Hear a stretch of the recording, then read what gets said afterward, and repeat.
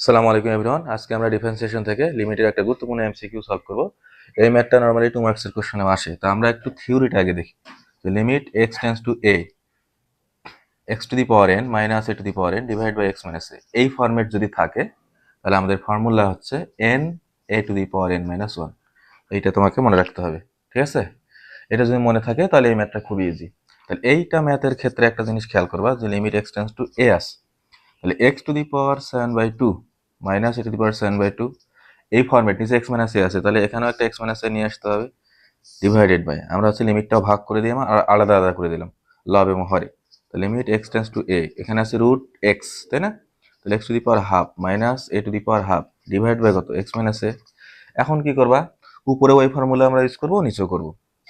তাহলে n a to the power n minus 1, নিচে কি হবে n a to the power n minus.